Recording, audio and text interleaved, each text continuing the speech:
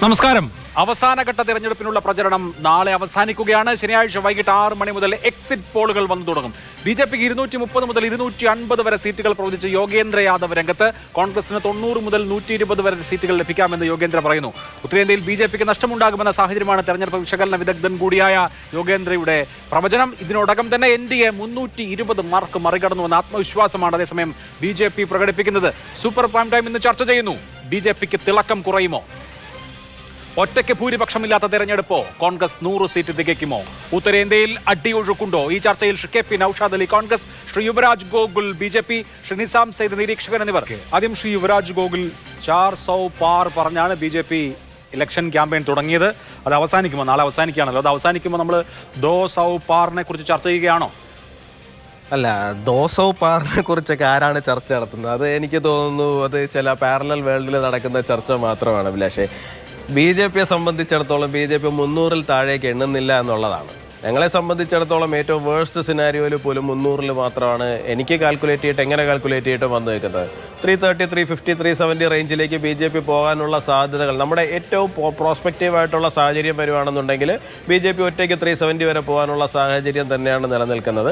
പിന്നെ worst scenario വന്നു കഴിഞ്ഞാൽ അത് 300 എന്ന്, അതിനും താഴേക്ക് 300-ൽ താഴെ 272 പോട്ടെ, 300-ൽ താഴേക്ക് പോലും പോകുന്ന ഒരു സിനാരിയോ നിലവിൽ ഇന്ത്യയിൽ BJPയെ സംബന്ധിച്ചിടത്തോളം ഇല്ല. അത്രയും കോൺഫിഡൻസ് ആയിട്ട് തന്നെയാണ് നമ്മൾ നിൽക്കുന്നത്. അവിടെ ഇപ്പോൾ യുവരാജ്, കോൺഗ്രസും BJPയും നേരിട്ട് മത്സരിക്കുന്ന സീറ്റുകളിൽ BJPക്ക് വലിയ മേൽക്കൈ. അതാണ്ട് 13 സീറ്റ് ഒഴിച്ച് ബാക്കിയെല്ലാം BJP ജയിച്ചത് നമ്മൾ കണ്ടു. ഹിന്ദി ഹൃദയഭൂമിയിലും ആ തരത്തിലുള്ള അഡ്വാൻറ്റേജ് നമ്മൾ 2014-ലും 2019-ലും കണ്ടയിടത്ത് കോൺഗ്രസുമായി നേരിട്ട് ഫൈറ്റ് നടക്കുന്ന ചിലയിടങ്ങളിൽ ഇപ്പോൾ രാജസ്ഥാനിൽ 8 സീറ്റുകൾ വരെ നഷ്ടപ്പെടാനുള്ള സാഹചര്യം. മഹാരാഷ്ട്രയിൽ കഴിഞ്ഞ തവണ 41 സീറ്റ് നേടിയെടുത്ത് ഗണ്യമായി സീറ്റ് കുറയാൻ, ആ 41 എന്നുള്ളത് 30കളിലേക്കോ അല്ലെങ്കിൽ ഒരു പക്ഷേ 28 റേഞ്ചിലേക്ക് വരെ കുറയാനുള്ള സാഹചര്യം ചൂണ്ടിക്കാണിക്കുന്നു. പ്രധാനമായും കർണാടകയിൽ BJPക്ക് കുറഞ്ഞത് 13 സീറ്റ് കുറയാം എന്നതാണ് ഇപ്പോഴത്തെ എസ്റ്റിമേറ്റ്. ഹരിയാനയിൽ 5 സീറ്റെങ്കിലും കുറയാം എന്ന സാഹചര്യം കണക്കാക്കുന്നു. ഉത്തർപ്രദേശിനെ ഇപ്പോൾ കൗണ്ട് ചെയ്യുന്നില്ല. നോക്കൂ, അപ്പോൾ നിങ്ങൾക്ക് കുറയാം എന്ന സാധ്യതയുള്ള സംസ്ഥാനങ്ങൾ വളരെ ഗ്ലെയറിംഗ് ആയിട്ട് മുമ്പിൽ നിൽക്കുമ്പോൾ എങ്ങനെയാണ് ഇപ്പോഴും കഴിഞ്ഞ 303 അല്ലെങ്കിൽ 300-നടുത്ത് എന്ന് പറയാൻ പറ്റുക? അഭിലാഷ്, നിങ്ങൾ ഈ പറയുന്ന സീറ്റുകൾ BJPയെ സംബന്ധിച്ചിടത്തോളം ഒരു ഫൈറ്റ് വന്നിട്ടുണ്ട് എന്ന് നിങ്ങൾ അനുമാനിക്കുന്ന സീറ്റുകളിലാണ് നിങ്ങൾ പറയുന്നത്. ഇപ്പോൾ രാജസ്ഥാനിൽ 8 സീറ്റിൽ ഫൈറ്റ് നടക്കുന്നുണ്ട്. ഇല്ലാന്നൊന്നും ഞാൻ പറയുന്നില്ല. രാജസ്ഥാനിൽ 25-ൽ 24 കഴിഞ്ഞ തവണ ജയിച്ചയിടത്ത് ഇത്തവണ ഒരു 8 സീറ്റിൽ കാര്യമായി ഫൈറ്റ് നടക്കുന്നുണ്ട്. ഈ 8 സീറ്റിൽ ഫൈറ്റ് നടന്നു കഴിഞ്ഞാൽ തന്നെ വേഴ്സ്റ്റ് സിനാറിയോയിൽ ഞങ്ങൾ കാണുന്നത് 50-50 പോകുമായിരിക്കും. 4 BJPക്ക് കിട്ടുമായിരിക്കും, 4 കോൺഗ്രസിന് കിട്ടുമായിരിക്കും. അപ്പോഴും BJPക്ക് അവിടെ നഷ്ടം വരുന്നത് 3-4 സീറ്റുകൾ മാത്രമാണ്. അതുപോലെ തന്നെ മഹാരാഷ്ട്രയിൽ 48-ൽ 41 ജയിക്കുന്ന സമയത്ത് ഉദ്ധവ് താക്കറെയുടെ ശിവസേന ഉൾപ്പെടെ ഇവിടെ നിൽക്കുകയാണ്. ഇന്ന് ആ 41 BJPയുടെ കൂടെ ഇല്ല, അല്ലെങ്കിൽ NDAക്കൊപ്പം ഇല്ല. BJPക്ക് കഴിഞ്ഞവണ് അവിടെ എത്രയാണ് കിട്ടിയിട്ടുള്ളത്? 20-ഓ 22-ഓ മാത്രമാണ്. 23. അതിൽ നിന്നൊന്നും കുറയാൻ പോകുന്നില്ല, കൂടുന്നുണ്ടെങ്കിലേ ഉള്ളൂ. മഹാരാഷ്ട്രയിൽ അല്ലാണ്ട് BJPയെ സംബന്ധിച്ചിടത്തോളം ഒന്നും കുറയാൻ പോകുന്നില്ല. BJP ഷുവറായിട്ട് 30-40 റേഞ്ചിലേക്ക് പോകുന്നു തന്നെയല്ലേ, NDA 30-40 റേഞ്ചിലേക്ക് പോകുന്നു തന്നെയാണ് മഹാരാഷ്ട്രയിൽ ഞങ്ങൾ വിശ്വസിക്കുന്നത്. പിന്നെ എവിടെയാണ്? കർണാടകയിൽ 18+ മാത്രമേ ഞങ്ങൾ എണ്ണുന്നുള്ളൂ. 18 സീറ്റ് ജയിക്കും എന്നുള്ള കാര്യം ഇതിപ്പോൾ BJPയുടെ ഒഫീഷ്യൽ കണക്കെന്നുള്ള നിലയിലല്ല ഞാൻ പറയുന്നത്. എന്നെ സംബന്ധിച്ചിടത്തോളം വ്യക്തിപരമായി കർണാടകത്തിൽ ഞാൻ പല ആൾക്കാരോടും സംസാരിക്കുമ്പോൾ, കഴിഞ്ഞ മാസം പോലും ഞാൻ കർണാടകത്തിൽ ചില സ്ഥലങ്ങളിൽ യാത്ര ചെയ്യുന്ന സമയത്ത് എനിക്ക് കിട്ടുന്ന ഒരു ഇൻഫർമേഷൻ എന്ന് പറഞ്ഞു കഴിഞ്ഞാൽ വേഴ്സ്റ്റ് സിനാരിയോയിൽ പോലും 18 എന്നുള്ളതാണ്. അത് BJP മാത്രം, അപ്പുറത്ത് JDS വേറെ മത്സരിക്കുന്നുണ്ട്. സോ NDA അവിടെ 20+ പോകും എന്നുള്ള കാര്യത്തിൽ BJPയെ സംബന്ധിച്ചിടത്തോളം അല്ലെങ്കിൽ NDAയെ സംബന്ധിച്ചിടത്തോളം പ്രത്യേകിച്ച് ആശങ്കകളൊന്നുമില്ല. ഇതൊരു വശത്ത്. ഇനി നിങ്ങൾ ഈ പറയുന്ന സീറ്റുകൾ എല്ലാം കുറഞ്ഞാൽ പോലും BJPയെ സംബന്ധിച്ചിടത്തോളം BJPക്ക് 30 സീറ്റിൽ താഴേക്ക് പോകുന്ന ഒരു സിനാറിയോ ഇല്ല. ഇവിടെ യോഗേന്ദ്ര യാദവിനെ പോലും ഒരു അറിയപ്പെടുന്ന BJP വിരുദ്ധന് പോലും BJP 250 സീറ്റ് ജയിക്കും എന്നുള്ള. BJP 250 സീറ്റ് ജയിച്ചാൽ പോലും NDA മാത്രമേ ഇവിടെ സർക്കാർ രൂപീകരിക്കാൻ പോകുന്നുള്ളൂ. അത് വേറെ കാര്യം. പക്ഷെ ഞാൻ പറയുന്നതെന്ന് പറഞ്ഞു കഴിഞ്ഞാൽ 30 സീറ്റാണ് പരമാവധി നിങ്ങൾ കുറയ്ക്കാൻ, നിലവിലുള്ളതെന്ന് കുറയ്ക്കാൻ പറയുന്നത്. ഒറീസയിൽ നമുക്ക് സീറ്റ് കൂടുകയാണ്, തെലങ്കാനയിൽ ഞങ്ങൾക്ക് സീറ്റ് കൂടുകയാണ്, ബംഗാളിൽ ഞങ്ങൾക്ക് സീറ്റ് കൂടുകയാണ്. UPയിൽ കഴിഞ്ഞ തവണ SP, BSP, RLD മത്സരിച്ച സമയത്ത് നമുക്ക് 62 സീറ്റിലേക്ക് കഴിഞ്ഞ തവണ കുറഞ്ഞിട്ടുണ്ട്. കാരണം ഏതാണ്ട് 9-10 സീറ്റ് നമുക്ക് നഷ്ടപ്പെട്ടിട്ടുണ്ട്. അത് ഞങ്ങൾ ഇത്തവണ തിരിച്ചു പിടിക്കുകയാണ്. അപ്പം ഞങ്ങൾക്ക് എങ്ങനെ പോയിരുന്നാലും വീണ്ടും 30 സീറ്റ് നമുക്ക് പുതിയ സീറ്റുകൾ കിട്ടുന്ന ഒരു സാഹചര്യമുണ്ട്. വീണ്ടും 300+ലേക്ക് പോകും. അതായത് 30 പോയാൽ 30 വേറെ കിട്ടും എന്നുള്ളതാണ് BJPയുടെ equation. KP Naushad Ali, Congress 90 seat minimum നേടും. ഒരു പക്ഷേ 90 എന്നുള്ളത് 120 വരെ ആകാനുള്ള സാധ്യതയുണ്ട് എന്ന് ചില അനുമാനങ്ങളുണ്ട്. എന്തായാലും BJP കാണുന്നത് കോൺഗ്രസിന് 40-50 സീറ്റാണ്. കഴിഞ്ഞ 2 തിരഞ്ഞെടുപ്പിലെയും സാഹചര്യം കോൺഗ്രസിന് 3 അക്കം കാണാൻ കഴിഞ്ഞില്ല എന്നുള്ളതായിരുന്നു. കഴിഞ്ഞ തവണ ഉള്ളത് 52 സീറ്റാണ്. അത് 100ലേക്ക് എത്തുമെന്നുള്ള കോൺഫിഡൻസ് ഉണ്ടെങ്കിൽ അത് എവിടെ നിന്നാണ്?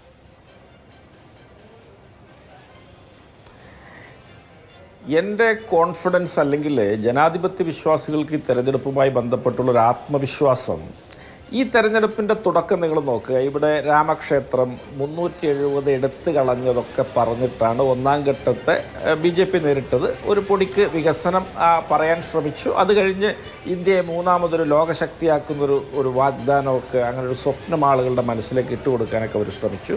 എന്നാൽ രണ്ടാം ഘട്ട തെരഞ്ഞെടുപ്പോടുകൂടി അവർ തീർത്തും അവരുടെ പറഞ്ഞ നരേറ്റീവുകളങ്ങ് മാറ്റാൻ തുടങ്ങി.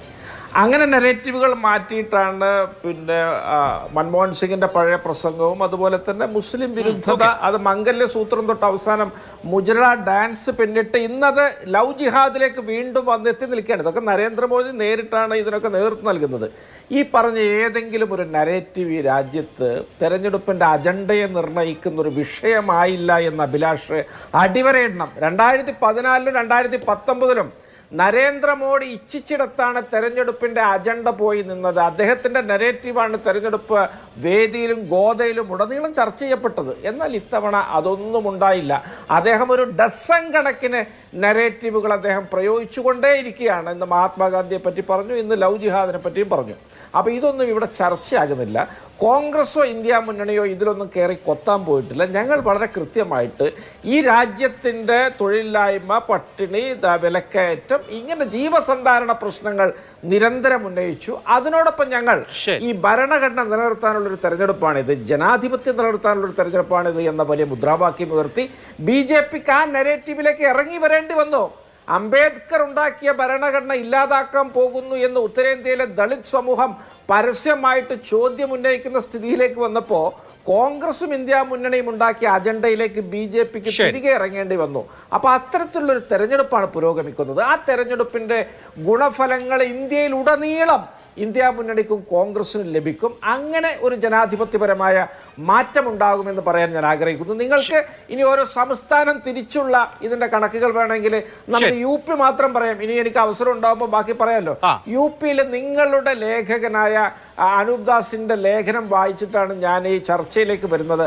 അദ്ദേഹം വാരണാസി എന്ന പ്രധാനമന്ത്രിയുടെ മണ്ഡലത്തിലെ മാതൃകാ ഗ്രാമത്തിലെ സ്ഥിതിവിശേഷം ആ ലേഖനത്തിൽ വരച്ചു കാട്ടുന്നുണ്ട്.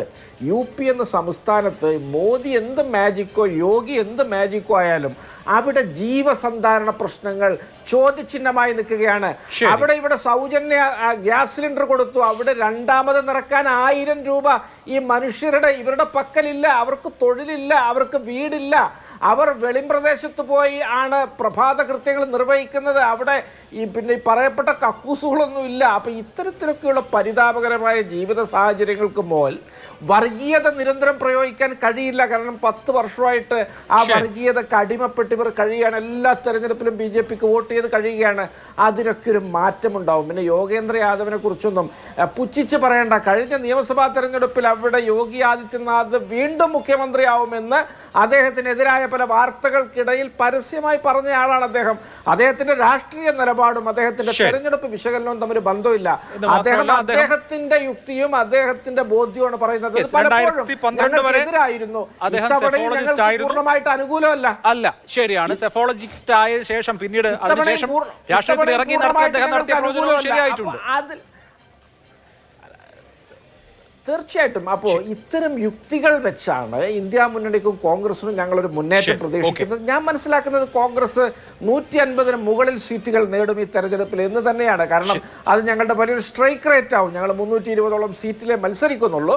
45% മുകളിൽ കോൺഗ്രസിന് സ്ട്രൈക്ക് റേറ്റ് ഉണ്ടാകും എന്ന് വിശ്വസിക്കുകയാണ് ഞാൻ. ആ പ്രത്യാശ ഈ ചർച്ച ഈ യുക്തിയുടെ അടിസ്ഥാനത്തിൽ മുന്നോട്ട് വെക്കുകയാണ്. ശരി, 328 സീറ്റിൽ മത്സരിക്കുന്ന കോൺഗ്രസ് 150-ലേറെ സീറ്റുകൾ ജയിക്കുക എന്നുള്ളത് ഇന്നത്തെ ഇന്ത്യൻ സാഹചര്യത്തിൽ എളുപ്പമുള്ള കാര്യമല്ല. പക്ഷേ നിസാം സയ്യിദ്, താങ്കൾ എങ്ങനെയാണ് കാണുന്നത്? ഇപ്പോൾ ഇന്ന് അവസാനമായി ഉരുത്തിരിയുന്ന സെനാരിയോയിൽ BJP ഭരിക്കാതിരിക്കുക എന്നൊരു സാഹചര്യം താങ്കൾ കാണുന്നുണ്ടോ? അപ്പോൾ ഉത്തർപ്രദേശിനെ സവിശേഷമായി എടുത്താൽ പോലും ഉത്തർപ്രദേശിൽ കഴിഞ്ഞ തവണ SP BSP സഖ്യം, അവിടുത്തെ ഏറ്റവും പ്രധാനപ്പെട്ട 2 കക്ഷികൾ തമ്മിലുള്ള സഖ്യമുണ്ടായിട്ടുകൂടി 13% അഡ്വാൻറ്റേജ് ആ ഒരു സംസ്ഥാനത്ത് മാത്രം BJPക്കുണ്ട്. 62+2 ആയിരുന്നു അവരുടെ സീറ്റ് ടാലി. അത് കൂടുക എന്നുള്ളതല്ലാതെ കുറയുക എന്ന സാഹചര്യം എങ്ങനെയാണ് ഉണ്ടാവുക? ഈ ലൈവ്ലിഹുഡ് ഇഷ്യൂസ് ഒക്കെ അവിടെ ഉണ്ട്, പക്ഷെ അത് വോട്ടായി മാറുക എന്ന് പറയുന്നത് പ്രയാസകരമായ കാര്യമല്ലേ? അഭിലാഷ്, ഈ തെരഞ്ഞെടുപ്പിനെ ശ്രദ്ധേയമാക്കുന്ന രണ്ട് കാര്യങ്ങളാണ്. വോട്ടർമാരുടെ ഭാഗത്തു നിന്നുള്ള നിസ്സംഗത ഒന്ന്. ആ നിസ്സംഗത വോട്ടിംഗ് പെർസെൻറ്റേജിൻ്റെ കുറവിൽ പ്രതിഫലിച്ച് കാണുന്നു. അതുപോലെ തന്നെ വോട്ടർമാരുടെ ഭാഗത്തുണ്ടാകുന്ന നിശബ്ദത, എന്താണ് അവരെ ബാധിക്കുന്ന പ്രശ്നം എന്ന് തെരഞ്ഞെടുപ്പ് നിരീക്ഷകർ വളരെ ആഴത്തിൽ ശ്രമിച്ചിട്ടും വളരെ കൺഫ്യൂസിംഗ് ആയിട്ടുള്ള സിഗ്നൽസാണ് ലഭിക്കുന്നത്. എന്താണ് വോട്ടർമാർ ഉള്ളിൽ ഉദ്ദേശിക്കുന്നത്, എങ്ങനെയാണ് അവർ പ്രവർത്തിക്കുന്നതെന്ന് തീർച്ചയായും പറയാൻ കഴിയുന്ന ഒരു സാഹചര്യം നമുക്ക് ഉണ്ട് എന്ന് നമുക്ക് വിശ്വസിക്കാൻ കഴിയുന്ന അവസ്ഥയല്ല ഉള്ളത്. അതിന് പ്രധാനപ്പെട്ട ഒരു കാര്യം, ഈ തെരഞ്ഞെടുപ്പിനെ ആകെ നിർണ്ണയിക്കുന്ന ഒരു ഗ്രാൻഡ് നരേറ്റീവ് ഈ തെരഞ്ഞെടുപ്പിൽ രൂപപ്പെട്ടിട്ടില്ല എന്നുള്ളത് തന്നെയാണ്. ആ ഗ്രാൻഡ് നരേറ്റീവ് രൂപപ്പെടാതിരിക്കാനുള്ള പല കാരണങ്ങളുണ്ട്. ആ ഗ്രാൻഡ് നരേറ്റീവ് രാമക്ഷേത്ര നിർമ്മാണമായിരിക്കും എന്ന് നാം പ്രതീക്ഷിച്ചിരുന്നു, അതുണ്ടായിട്ടില്ല എന്നുള്ളത് വളരെ വാസ്തവമാണ്. അങ്ങനെ ഈ തെരഞ്ഞെടുപ്പിൽ വളരെ സങ്കീർണമായ, വളരെ നിശബ്ദമായ ഒട്ടേറെ ഘടകങ്ങൾ പ്രവർത്തിക്കുന്നുണ്ടാകാം എന്നുള്ള ഒരു സന്ദേശമാണ് നമുക്ക് ലഭിക്കുന്നത്. ഞാൻ കാണുന്നത് രണ്ട് ഷെനോറിയോകളാണ്. ഒന്ന്, BJPക്ക് ഒരു 50-നും 60-നും ഇടയ്ക്ക് സീറ്റുകൾ നഷ്ടപ്പെടാം എന്നുള്ളത് യാഥാർത്ഥ്യബോധത്തോടുകൂടി വിലയിരുത്തുമ്പോൾ നമുക്ക് മനസ്സിലാകാവുന്ന കാര്യമാണെന്നാണ് എനിക്ക് തോന്നുന്നത്. BJPക്ക് സീറ്റുകൾ നഷ്ടപ്പെടാവുന്ന സംസ്ഥാനങ്ങളുടെ കാര്യം അഭിലാഷ് തന്നെ പറഞ്ഞു. കർണാടകത്തിൽ തീർച്ചയായും നഷ്ടപ്പെടും, മഹാരാഷ്ട്രയിൽ നഷ്ടപ്പെടും, ബംഗാളിൽ നേട്ടമുണ്ടാകുമോ ഇല്ലയോ എന്ന് പറയാൻ കഴിയില്ല, ചിലപ്പോൾ നഷ്ടമായിരിക്കും ഉണ്ടാകുന്നത്, ബീഹാറിൽ നഷ്ടപ്പെടാം, അങ്ങനെ രാജസ്ഥാനിൽ നഷ്ടപ്പെടാം, അങ്ങനെ പല സംസ്ഥാനങ്ങളിലും നഷ്ടപ്പെടാം. ഒരു 60-നും 70-നും ഇടയ്ക്ക് BJPക്ക് സീറ്റുകൾ നഷ്ടപ്പെടാനുള്ള ഒരു സാധ്യതയുണ്ട്. അതിനെ ബാധിക്കാവുന്ന മറ്റൊരു വിഷയം, ഈ തെരഞ്ഞെടുപ്പുമായി ബന്ധപ്പെട്ട് പല മണ്ഡലങ്ങളിലും നോർത്ത് ഇന്ത്യയിൽ കാണുന്ന RSSൻ്റെ നിസ്സംഗതയാണ്. RSS നോർത്ത് ഇന്ത്യയിൽ നിന്നുള്ള പല വ്യക്തികളും പല നിരീക്ഷകരും എന്നോട് പറഞ്ഞത് RSSൻ്റെ സഹകരണം ഈ തെരഞ്ഞെടുപ്പുകളിൽ ഗ്രൗണ്ട് ലെവലിൽ വളരെ കുറവാണ് എന്നുള്ളതാണ്. അതിൻ്റെ പല കാരണങ്ങളുണ്ട്. RSSനെതിരെ പരസ്യമായി BJPയുടെ പ്രസിഡന്റ് രംഗത്ത് വന്നത് നമ്മൾ കണ്ടു. അത്തരമൊരു പ്രസ്താവന BJPയുടെ ഭാഗത്തുനിന്ന് ഉണ്ടാവും എന്ന് നമ്മൾ ഒരിക്കലും കരുതിയിട്ടില്ല. നമ്മൾ BJP എന്നും കരുതിയിരുന്നത് RSSൻ്റെ ഒരു പൊളിറ്റിക്കൽ ആം എന്നുള്ള നിലയിൽ മാത്രമാണ്. RSSൻ്റെ നയങ്ങൾ തീരുമാനിക്കുന്നതും RSSൻ്റെ ഭാരവാഹികളെ തീരുമാനിക്കുന്നതും എല്ലാം എക്കാലവും BJPയുടെ നയങ്ങളെ തീരുമാനിക്കുന്നതും BJPയുടെ ഭാരവാഹികളെ തീരുമാനിക്കുന്നതും ഒക്കെ എന്നും എക്കാലവും RSS ആയിരുന്നു. അപ്പോൾ RSSൻ്റെ ഒരു പൊളിറ്റിക്കൽ ആം എന്ന നിലയിലാണ് നാം എന്നും എക്കാലവും BJP കണ്ടുള്ളത്. പക്ഷേ RSSും BJPയും തമ്മിലുള്ള ഈ പൊക്കിൾക്കൊടി ബന്ധം ശോഷിക്കുന്നത്, അത് ദുർബലമാകുന്ന ഒരു കാഴ്ചയാണ് ഈ തെരഞ്ഞെടുപ്പിൽ കണ്ടത്. അതിന് പല കാരണങ്ങളുണ്ട്. മോഡിയുടെ അപ്രമാദിത്വം RSSനെ അസ്വസ്ഥമാക്കുന്നുണ്ട് എന്നുള്ളൊരു യാഥാർത്ഥ്യമാണ്. RSSൻ്റെ അണികളെ, RSSൻ്റെ അവരുടെ ആദർശങ്ങളിൽ വിശ്വസിച്ചുകൊണ്ട് നിസ്വാർത്ഥരായി പ്രവർത്തിച്ചുകൊണ്ടിരുന്ന അവരുടെ പ്രവർത്തകരെ, പരിചാരകരെ ഒക്കെ BJP വളരെ വലിയ രീതിയിൽ കറപ്റ്റഡ് ആക്കിയിരിക്കുന്നു എന്നുള്ള ഒരു ആരോപണം RSSനുണ്ട്. അങ്ങനെ കറപ്റ്റഡ് ആക്കിക്കഴിഞ്ഞാൽ ദീർഘകാല അടിസ്ഥാനത്തിൽ അത് RSSന് നഷ്ടമാകും, RSSൻ്റെ പതനത്തിലേക്കാവും നയിക്കുക എന്നുള്ള വിലയിരുത്തലുണ്ട്. മാത്രവുമല്ല, ഏതാണ്ട് 4/1 സീറ്റുകളിൽ, ഏതാണ്ട് 120ഓളം സീറ്റുകളിൽ BJP നിർത്തിയിരിക്കുന്നത് RSS ബാക്ക്ഗ്രൗണ്ട് ഇല്ലാത്ത സ്ഥാനാർത്ഥികളെയാണ്. മറ്റു പാർട്ടികളിൽ നിന്നും വന്ന ഏതാണ്ട് 120ഓളം സ്ഥാനാർത്ഥികൾ BJPക്ക് വേണ്ടി മത്സരിക്കുന്നുണ്ട്. ഇവർ മത്സരിക്കുന്ന സീറ്റുകളിലൊക്കെ RSSും BJPയും തമ്മിലുള്ള കോർഡിനേഷൻ വളരെ ദുർബലമാണ് എന്നുള്ള നമുക്കറിയാൻ കഴിയുന്നത്. അത് തെരഞ്ഞെടുപ്പ് പ്രചരണത്തെ വളരെ കാര്യമായി ബാധിക്കുന്നു. BJPയുടെ സാധാരണഗതിയിൽ കാണാറുള്ള house door to door campaign ഉണ്ടാകുന്നില്ല എന്നൊക്കെയുള്ള വലിയത്. അതുകൊണ്ട് BJPക്ക് ഒരു 60-70 സീറ്റ് വരെ BJPക്ക് കുറയാം എന്നുള്ളതാണ് താങ്കളുടെ വിശകലനം. ഓക്കെ, ഞാൻ അതിന്റെ വിശദാംശങ്ങളിലേക്ക് എങ്ങനെയൊക്കെയാണ് 240ന്റെ കൂടെ ഒരു 40 സീറ്റ് കൂടി ശരി NDA മുന്നേ എന്തായാലും BJPക്ക് ഒരു പക്ഷേ സർക്കാർ ഉണ്ടാകാൻ കഴിയും. പക്ഷെ അങ്ങനെ ഉണ്ടാക്കുന്ന ഒരു സർക്കാർ എത്രമാത്രം ശക്തമായിരിക്കും എന്നുള്ളതിനെ കുറിച്ച് നമുക്ക് സംശയമുണ്ട്. മാത്രവുമല്ല, ഇവിടെ ചൂണ്ടിക്കാണിക്കപ്പെട്ട ചില സാഹചര്യങ്ങൾ ശ്രീ യുവരാജ്, ഇനിയിപ്പോൾ പൊളിറ്റിക്കൽ ആയിട്ടുള്ള കാര്യങ്ങൾ മാറ്റിവെച്ചാൽ, ഒന്ന് BJPയുടെ MP-മാരാണല്ലോ, BJPയുടെ NDAയുടെ MP-മാരാണ് രാജ്യത്ത് കൂടുതൽ.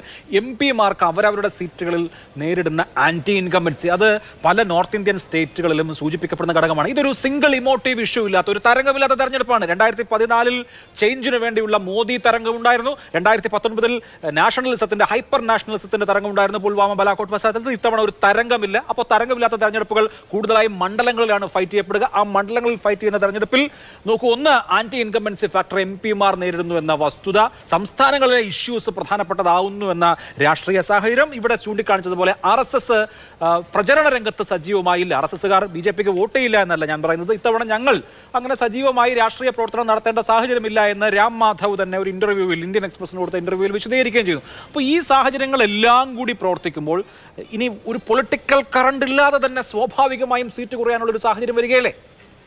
അഭിലാഷ്, എനിക്ക് ഒരു തരത്തിൽ സന്തോഷമുണ്ട്. കാരണം ഇവിടെ ഇപ്പോൾ കോൺഗ്രസിന്റെ പ്രതിനിധിയാകട്ടെ, അല്ലാന്നുണ്ടെങ്കിൽ ഇപ്പോൾ രാഷ്ട്രീയ നിരീക്ഷകനായിരുന്ന അദ്ദേഹം ആകട്ടെ, ഇവരെല്ലാവരും വളരെ കാര്യമായിട്ട് പറഞ്ഞു കഴിഞ്ഞു. ഇപ്പോൾ രാമക്ഷേത്രം ഒരു വിഷയമാക്കി BJPക്ക് മാറ്റാൻ സാധിച്ചില്ല. വേണ്ട, രാമക്ഷേത്രം ആയിരുന്നില്ലല്ലോ ഇപ്പോൾ ഈ തെരഞ്ഞെടുപ്പിലെ വിഷയം എന്ന് പറയുന്നത്.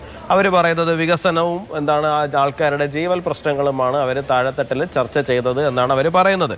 എനിക്ക് പറയാനുള്ളത്, ജൂൺ 4-ാം തീയതി വോട്ട് എണ്ണിക്കഴിയുന്ന സമയത്ത് നിങ്ങൾ ഇതൊക്കെ തന്നെ പറയണം എന്നുള്ളതാണ്. കാരണം ഞങ്ങളും ആഗ്രഹിക്കുന്നത് ഇതൊക്കെ തന്നെയാണ്. നിങ്ങൾ ഈ ബേസിലാണ് ഇന്ത്യയിൽ ഇത്തവണ ഈ തെരഞ്ഞെടുപ്പ് നേരിട്ടിരിക്കുന്നതെന്നുള്ള കാര്യത്തിൽ ഇവിടുത്തെ പ്രതിപക്ഷവും ഇവിടുത്തെ മാധ്യമപ്രവർത്തകരും എല്ലാവരും പറയണം എന്നുള്ളതാണ്. കാരണം അല്ലെങ്കിൽ തെരഞ്ഞെടുപ്പ് കഴിഞ്ഞു കഴിയുമ്പോൾ നിങ്ങൾ വർഗീയത പറഞ്ഞാണ് ജയിച്ചത്, നിങ്ങൾ രാമക്ഷേത്രം ഉയർത്തിയാണ് ജയിച്ചത്, നിങ്ങൾ മറ്റൊരു തരംഗത്തിൻ്റെ പുറത്താണ് ജയിച്ചത്, ഇങ്ങനെ നമ്മുടെ വിജയത്തിനെ ക്യാൻസൽ ചെയ്ത് കളയുന്ന തലത്തിലുള്ള പ്രസ്താവനകൾ ഉണ്ടാകില്ല എന്നുള്ള കാര്യത്തിൽ വലിയ സന്തോഷം തോന്നുന്നുണ്ട്. ഒന്ന്. രണ്ടാമത്തെ ഒരു കാര്യം എന്ന് പറഞ്ഞു കഴിഞ്ഞാൽ, ഇവർ ദിവാസ്വപ്നം കാണുന്നതിന് ഇപ്പോൾ ആർക്കും പ്രത്യേകിച്ച് ടാക്സ് ഒന്നും കൊടുക്കേണ്ടുന്ന കാര്യം നമ്മുടെ നാട്ടിലില്ലല്ലോ. ഇപ്പോൾ കേരളത്തിൽ ഇനിയിപ്പോൾ പ്രത്യേകിച്ച് എന്തെങ്കിലും ടാക്സ് കൊണ്ടുവരുമെന്ന് എനിക്കറിയില്ല. എന്തായിരുന്നാലും ശരി തന്നെയാണ്, രാജ്യത്ത് ആകമാനത്തിൽ ദിവാസ്വപ്നം കാണുന്നതിന് പ്രത്യേകിച്ച് ടാക്സ് ഒന്നും തന്നെ ഇല്ല. അതുകൊണ്ട് എല്ലാവർക്കും കാണാവുന്നതാണ്. 60 സീറ്റ് കുറയും, 70 സീറ്റ് കുറയും. റിയലിസ്റ്റിക്കലി നമ്മൾ ഈ കണക്കുകളൊന്നും തള്ളിക്കളയുന്നില്ല. താഴെത്തട്ടിൽ MP-മാർക്കെതിരായിട്ട് ആൻറ്റി ഇൻകംബൻസി ഉണ്ടാകാൻ സാധ്യതയുണ്ട്, ഇല്ല എന്ന് ഞാൻ പറയുന്നില്ല. പക്ഷേ അതിനെ എല്ലാത്തിനെയും മറികടക്കുന്ന തലത്തിലുള്ള ഒരു നരേന്ദ്രമോദി വേവ്, ഒരു പ്രോ നാഷണലിസ്റ്റ് വേവ് ഇപ്പോഴും രാജ്യത്ത് നിലനിൽക്കുന്നുണ്ട് എന്നുള്ള കാര്യം ഒരു വസ്തുതയാണ്. പിന്നെ അദ്ദേഹം പറഞ്ഞു RSSുമായിട്ട് ബന്ധമില്ലാത്ത ആൾക്കാർ 120 പേര് മത്സരിക്കുന്നുണ്ട് എന്നുള്ള കാര്യം. RSS എന്ന് നിങ്ങൾ എന്താണ് RSSനെ കുറിച്ച് മനസ്സിലാക്കിയിരിക്കുന്നതെന്ന് എനിക്കറിയില്ല. RSSന് ഒരുപാട് പരിവാർ പ്രസ്ഥാനങ്ങളുണ്ട്. RSSനെ സംബന്ധിച്ചിടത്തോളം ഒരുപാട് കേഡറുണ്ട്. അത് RSSലേക്ക് ഡയറക്റ്റ്ലി വരുന്നത് തന്നെ ആവണമെന്നില്ല. ഇപ്പോൾ നിലവിൽ തൃശ്ശൂരിൽ സുരേഷ് ഗോപി മത്സരിച്ചു. അദ്ദേഹം RSSന്റെ ഏത് ശാഖയിൽ പോയിട്ടാണ് BJPക്ക് വേണ്ടിയിട്ട് മത്സരിച്ചിരിക്കുന്നത്? അദ്ദേഹത്തിന് വേണ്ടിയിട്ട് ഇവിടെ RSSകാരും വർക്ക് ചെയ്തില്ല എന്നാണോ നിങ്ങൾ പറഞ്ഞു വരുന്നത്? RSSന് അദ്ദേഹവുമായിട്ട് എന്തെങ്കിലും ഡിസ്കണക്ട് ഉണ്ടായിരുന്നു എന്നാണോ പറഞ്ഞു വരുന്നത്? രാജീവ് ചന്ദ്രശേഖർ എന്ന് പറയുന്ന ആൾ, അദ്ദേഹം ഏത് RSSന്റെ ശാഖയിൽ പോയിട്ടാണ് BJPയിലേക്ക് വന്നത്? ഇപ്പോൾ തമിഴ്നാട് പ്രസിഡന്റായിട്ടുള്ള അണ്ണാമലൈ, അദ്ദേഹം RSSന്റെ ശാഖയിൽ പോയിട്ടോ ഏതെങ്കിലും പരിവാർ പ്രസ്ഥാനങ്ങൾ വഴിയാണോ BJPയിലേക്ക് വന്നത്? അദ്ദേഹവുമായിട്ട് എന്ത് ഡിസ്കണക്റ്റ് ആണുള്ളത്? അദ്ദേഹത്തിനെ സ്വന്തം ലീഡറായിട്ട് എല്ലാവരും അക്സെപ്റ്റ് ചെയ്ത് എത്രയോ കാര്യമായിട്ട് നമ്മൾ മുമ്പോട്ട് പോയി കഴിഞ്ഞിട്ടുണ്ട്. അപ്പോൾ ഇത്തരത്തിൽ RSSലേക്ക് അല്ലെങ്കിൽ അതൊരു പരിവാറാണ്, അതൊരു ഫാമിലിയാണ്. അതിലേക്ക് പല തരത്തിലേക്ക് കഴിയുമോ യുവരാജ്? ഇപ്പോൾ ഉള്ള പ്രശ്നം എന്താണെന്ന് വെച്ചാൽ, ഇപ്പോൾ BJP ഒരു ഐഡിയോളജിക്കൽ പാർട്ടിയാണ്, ഹിന്ദുത്വയാണ് BJPയുടെ ഐഡിയോളജി. പല ആയാറാമുമാർ വന്നു, ഒരുപാട് പേർ പല പാർട്ടികളിൽ നിന്ന് വന്നു ചേർന്നു, അവർക്കൊക്കെ പരിഗണനയും സീറ്റും ഒക്കെ കൊടുത്തു. അപ്പോൾ ഐഡിയോളജി ഡൈല്യൂട്ടഡ് ആയി, ഇതൊരു ആൾക്കൂട്ടമായി. ഇപ്പോൾ കോൺഗ്രസിനെ ആൾക്കൂട്ട പാർട്ടി എന്നൊക്കെ വിളിക്കാറുണ്ട്. BJP പക്ഷേ ഒരു ഐഡിയോളജിക്കൽ പാർട്ടിയായിരുന്നു. അതിലിങ്ങനെ ഒരുപാട് പേർ വന്ന്, അതിൽ അഴിമതിക്കാരുണ്ട്, അതിൽ ഈ പരിവാർവാദക്കാരുണ്ട്. അപ്പോൾ അഴിമതിയും നെപ്പോട്ടിസവും ഒക്കെ സാംശീകരിച്ചു BJP എന്നുള്ളത് ഒരു ഐഡിയോളജിക്കൽ ഇഷ്യൂ ആയി RSSന്റെ കേഡർമാർക്ക് തോന്നാം. അങ്ങനെ ചില റിസെന്റ്മെന്റ്സ് റിപ്പോർട്ട് ചെയ്യുന്നുണ്ട്.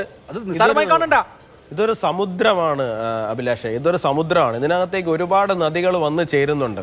സമുദ്രത്തിൽ വന്ന് ചേർന്ന് കഴിഞ്ഞു കഴിഞ്ഞാൽ പിന്നീട് ഇതെല്ലാം സമുദ്രത്തിൻ്റെ ഭാഗം തന്നെയാണ്. ഇതിനകത്ത് ഏത് നദിയാണ്, ഏത് ചാലാണ്, ഏതാണ് എന്നൊന്നുമില്ല. അതിനകത്ത് വന്ന് ചേർന്ന് കഴിഞ്ഞു കഴിഞ്ഞാൽ എല്ലാം ഒന്ന് തന്നെയാണ്. നമുക്കതിനെ സ്വാംശീകരിച്ചെടുക്കാൻ അറിയാം, നമുക്കതിനെ ശുദ്ധീകരിച്ചെടുക്കുവാൻ വേണ്ടിയിട്ട് അറിയാം. കടൽ വെള്ളം എന്ന് പറയുന്നത് എന്താണ്? നമ്മളെ സംബന്ധിച്ചിടത്തോളം പവിത്രമായിട്ട് കാണുന്ന ഒന്ന് തന്നെയാണ്. അതുപോലെ തന്നെയാണ് വന്ന് ചേരട്ടെന്നേ.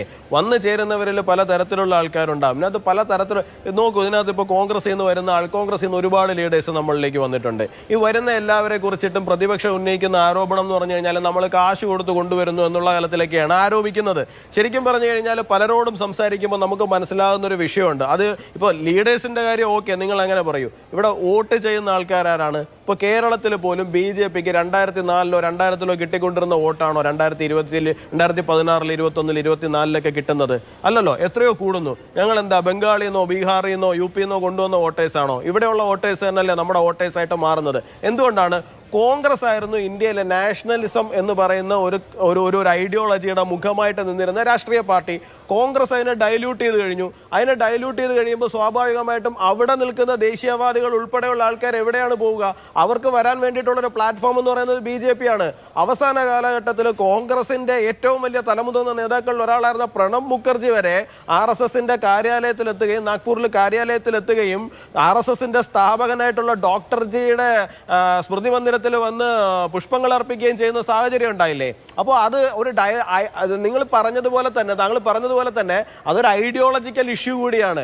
നാഷണലിസം എന്ന് പറയുന്ന ഒരു കോർ ഐഡിയോളജിയിൽ കോൺഗ്രസ് കോംപ്രമൈസ് ചെയ്യുന്നു എന്ന് അതിൻ്റെ കേഡേഴ്സിന് അല്ലെങ്കിൽ അതിൻ്റെ വർക്കേഴ്സിന് അതിൻ്റെ ലീഡേഴ്സിന് തോന്നുന്നിടത്ത്, അതിൻ്റെ വോട്ടേഴ്സിന് തോന്നുന്നിടത്ത് അവർ സ്വാഭാവികമായിട്ട് BJPയിലേക്ക് സ്വിച്ച് ചെയ്യപ്പെടുന്നുണ്ട്. അതിനിപ്പോൾ പറഞ്ഞിട്ട് കാര്യമൊന്നുമില്ല. അതിപ്പോൾ വരുന്നവരിൽ പലരുണ്ടാവും. അതുണ്ടാവട്ടെ, അത് നമുക്ക് നോക്കാം. ശരി, ഓക്കെ. ഇതിൽ നോക്കൂ, ഇപ്പോൾ KP നൗഷാദ് അലി ഒരു തരംഗമില്ലാത്ത തെരഞ്ഞെടുപ്പ് എന്ന് പറഞ്ഞു. അപ്പോൾ ഭരണവിരുദ്ധ തരംഗമോ മോദി വിരുദ്ധ തരംഗമോ ഇല്ലെങ്കിൽ എങ്ങനെയാണ് പ്രതിപക്ഷത്തിന് അധികാരത്തിലെത്തുന്നത് പോലെ അല്ലെങ്കിൽ ഒരു അട്ടിമറി സാധ്യമാക്കുന്നത് പോലെ ഒരു കാര്യം സംഭവിപ്പിക്കാൻ കഴിയുക? കാരണം എന്താണെന്ന് വെച്ച് കഴിഞ്ഞാൽ നോക്കൂ, ഇപ്പോൾ ഇലക്ഷനിൽ കുറച്ച് ആളുകൾ വോട്ട് ചെയ്തില്ല എന്ന് തന്നെ വെക്കുക. ഒരു ഇലക്ഷനിൽ വളരെ പ്രധാനമാകുന്ന കുറേ കാര്യങ്ങളുണ്ട്. രാഷ്ട്രീയത്തിൽ മണി, മസിൽ, മെഷീനറി, 3 Mകൾ വളരെ പ്രധാനമാണ്. അപ്പോൾ BJPയെ സംബന്ധിച്ച് പണമുണ്ട്, അവരെ സംബന്ധിച്ച് ആളുകളുണ്ട്, സംഘടനാ സംവിധാനമുണ്ട്, അവർക്ക് വോട്ട് ചെയ്യാൻ സാധ്യതയുള്ളവരെ ബൂത്തുകളിൽ കൊണ്ടുപോയി വോട്ട് ചെയ്യിപ്പിക്കാനുള്ള സംവിധാനമുണ്ട്. ഉത്തരേന്ത്യയിൽ കോൺഗ്രസിന് അതില്ല. പ്രത്യേകിച്ച് ഇപ്പോൾ SP-ക്കോ RJDക്കോ ഒരു പരിധി ഉണ്ടാകാം, പക്ഷേ കോൺഗ്രസിന് പലയിടത്തും തീർത്തും അത് ദുർബലമാണ്. ഇപ്പോൾ മധ്യപ്രദേശിൽ നിങ്ങൾ പ്രതീക്ഷിച്ചയിടത്ത് നിന്ന് പരാജയപ്പെടുന്നത് നമ്മൾ കഴിഞ്ഞ നിയമസഭാ തെരഞ്ഞെടുപ്പിൽ കണ്ടു. പ്രധാനമായും ചൂണ്ടിക്കാണിച്ചൊരു വിഷയം സംഘടനാപരമായ വീക്ക്നെസ് ആണ്, ഓർഗനൈസേഷണൽ വീക്ക്നെസ് ആണ്. BJPക്ക് സംഘടനയുണ്ട്, നിങ്ങൾക്കതില്ല എന്നുള്ളതാണ്. അപ്പോൾ അത് നമ്മൾ ദേശവ്യാപകമായി ആപ്ലിക്കബിൾ ആക്കിയാൽ നോക്കൂ, ഈ പറഞ്ഞ എല്ലാ തരത്തിലുള്ള നെഗറ്റീവായ കാര്യങ്ങളും അവിടെ ഉണ്ടെങ്കിലും BJP ജയിക്കുന്ന സാഹചര്യം വരും.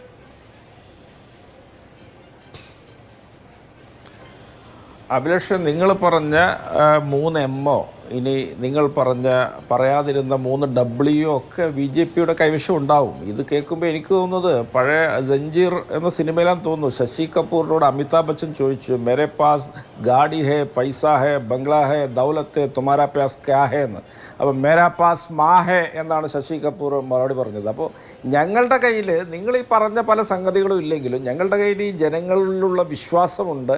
ഞങ്ങളുടെ സത്യസന്ധവും സുതാര്യവുമായ ആദർശവും സമീപനങ്ങളും ജനങ്ങളുടെ മുമ്പാകെ വെക്കാൻ ഞങ്ങൾക്ക് കഴിയുന്നുണ്ട്. പിന്നെ BJPയിലേക്ക് ഒഴുകിച്ചേരുന്ന ആളുകളെ നിങ്ങളൊന്ന് എടുത്ത് പരീക്ഷിച്ചാൽ മതി. അത് ദേശീയ ബോധം കൊണ്ട് കലശലായ പ്രാണവേദന എടുത്തിട്ട് പോകുന്ന ആളുകളാണോ, EDയും CBIയും ഇൻകം ടാക്സും ഒക്കെ വേട്ടയാടിയിട്ട് ഒരു ഗതിയില്ലാതെ അവിടെ ചെന്ന് അടിയുന്ന ആളുകളാണോ എന്നൊക്കെ നമ്മൾ ഒരുപാട് ചർച്ച ചെയ്ത കാര്യമായതുകൊണ്ട് ഞാൻ ഈ യുവരാജ് പറഞ്ഞ അത്രയും കാര്യങ്ങളിലേക്കൊന്നും ഞാൻ പോകുന്നില്ല. ഞാൻ നമ്മുടെ തെരഞ്ഞെടുപ്പ് പറയാം. ഇവിടെ BJPക്കാർ എല്ലാ ചർച്ചകളിലും പറയുന്നത് അവർ നികത്താൻ പോകുന്ന ഇടങ്ങൾ, സംസ്ഥാനങ്ങൾ പശ്ചിമ ബംഗാളും ഒറീസയുമാണെന്നാണ് പറയുന്നത്. ഈ ഒറീസയിലെ 21 ലോക്സഭാ സീറ്റാണ് അഭിലാഷമുള്ളത്. അവിടെ നിലവിൽ 8 സീറ്റുകൾ BJPക്കുണ്ട്. ഇനി BJP അവിടെ സീറ്റ് നില ഉയർത്തിയാൽ പോലും ഏതുവരെ ഉയർത്താൻ പറ്റും എന്നുള്ളതിനെ കുറിച്ചൊക്കെ നമുക്കൊരു കണക്കില്ല. ഏറിയാൽ ഒരു 3-4 സീറ്റ്, ഞാൻ അങ്ങനെ ഒരു സാഹചര്യം ഒരിക്കലും ഉണ്ടാവുമെന്ന് കരുതാത്തയാളാണ്. പക്ഷേ അവരുടെ വാദം മുഖവിലക്കെടുത്താൽ അതുവരെ അത് ഉയരുകയുള്ളൂ.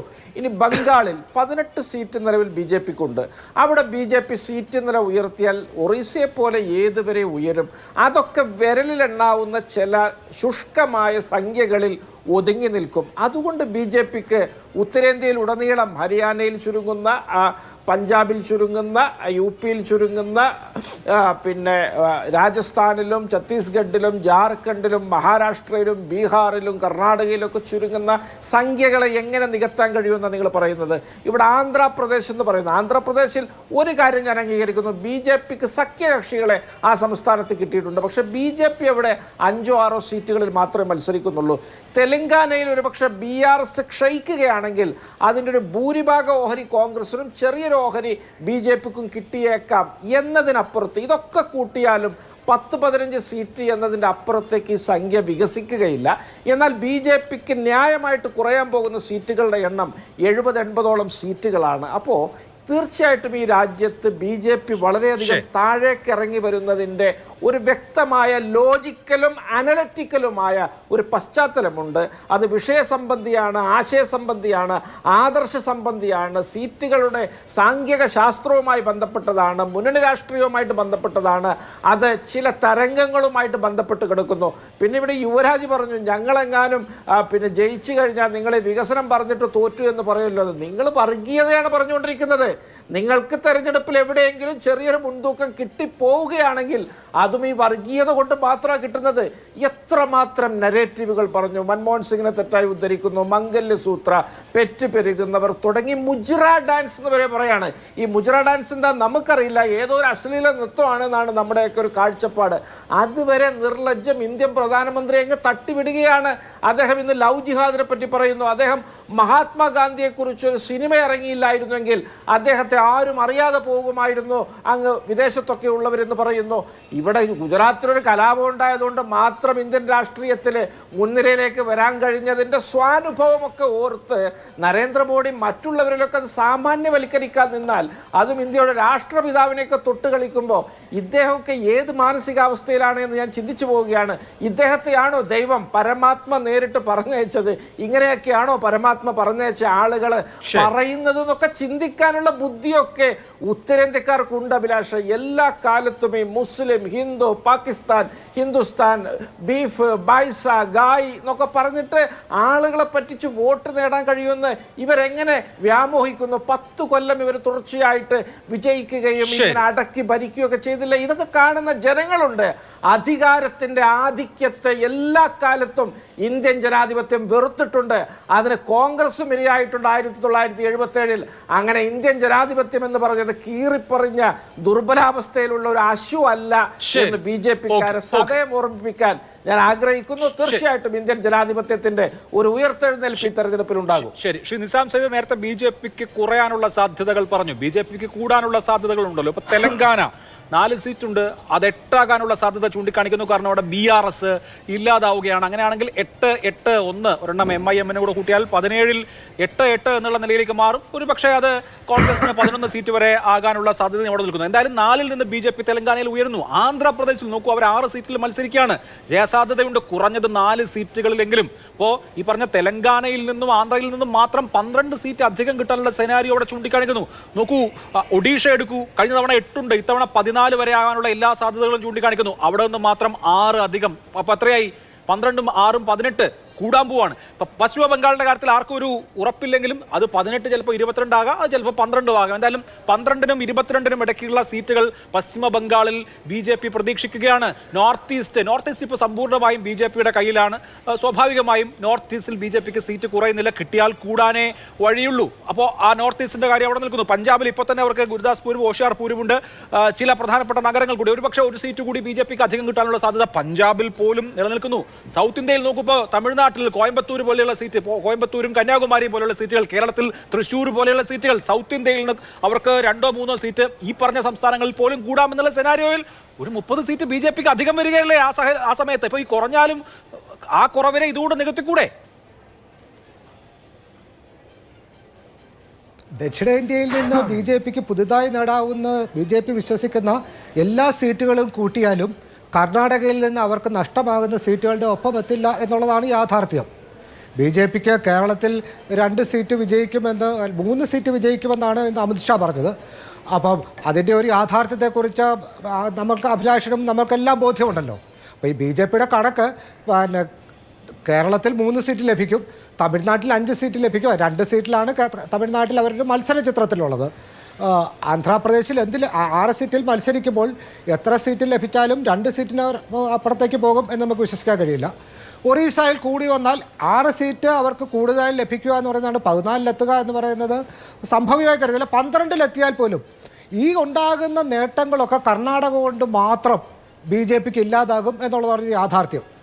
അതുപോലെ തന്നെ മഹാരാഷ്ട്രയിലെ കാറ്റ് എങ്ങനെ വരും എന്നുള്ള കാര്യത്തിനെക്കുറിച്ച് നമുക്കിപ്പോൾ കാറ്റ് ഏത് ഭാഗത്തേക്കാണ് എന്നുള്ള കാര്യം നമുക്ക് വളരെ വ്യക്തമാണ്.